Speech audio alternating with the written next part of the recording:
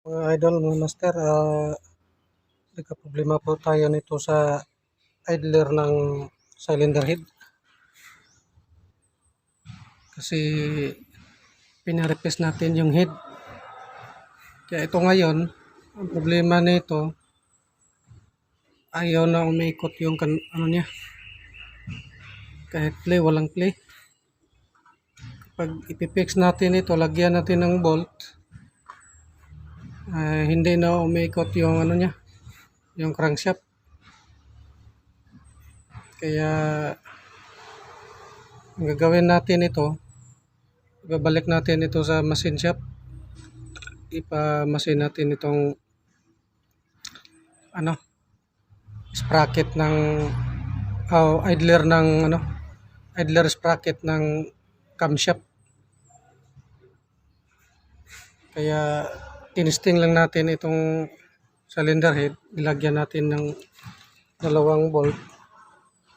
Tsaka yung gasket naman nilagay natin, yung lumang gasket pa yung nilagay natin kasi kapag yung brand new yung nilagay natin baka magasgas, baka masira. Kaya ito muna yung lumang gasket yung nilagay natin. Idea ko lang ito kung yun lang yung diskarte ko. Kaya sa mga marunong naman gumawa nito, kung anong diskarte nyo, kung saan makukuhaan yung yung idler ng camshaft para ma-fix natin ng maayos, pwede naman kayong mag-comment. Patulong naman po kung sa mga marunong. Kung anong idea nyo, kung anong gagawin nyo, saan kukuha. Kasi pag tinanggal ko ito,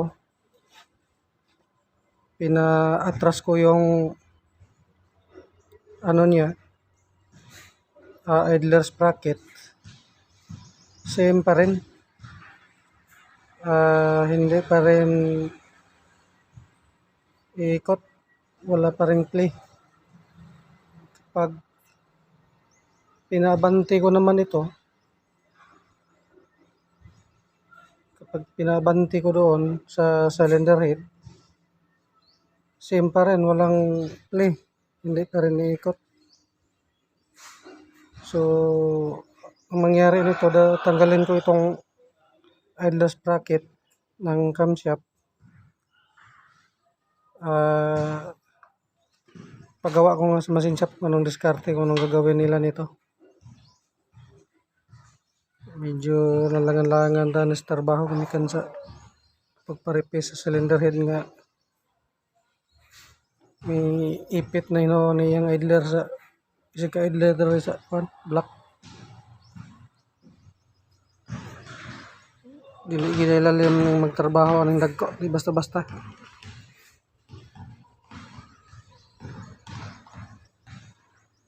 So tanggalon lang nato ni kay ato gining dalon sa machine shop.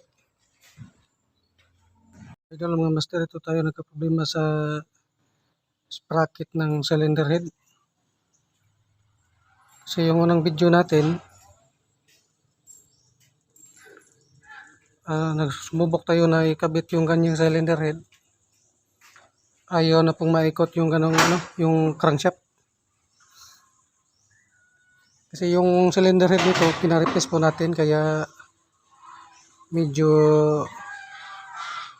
parang pumasok sa pababa ng konti yung sprocket.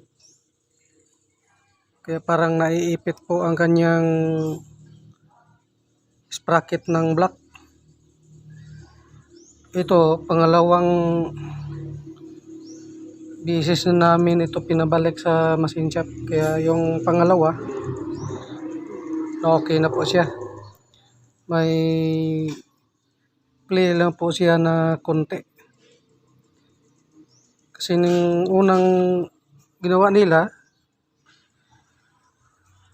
nagkuha sila nito ng konti dito sa may ngipin ng sprocket. Hindi pa rin umikot ng kinabit natin. So sa pangalawang balik natin, Okay na po siya. Mayroon na siyang konting play. Nang nasiting na po natin ito ng kanyang sprocket ng cylinder head. Ganon pala nito no kapag mag-replace ng cylinder head. Hindi maiwasan na magkaroon ng konting problema. Kaya na-fix na po natin dito ang kanyang butas. So, mayroon na po siyang play nito. Tapos ang kanyang head bolt. Ito na, na-fix na po natin ito lahat. Yung kaya lang po niyang torque nito, kasi tinutorque natin ito ng 200. Yung iba naman hindi aabot ng 200. Yung head bolt lang yung ano, yung ano natin.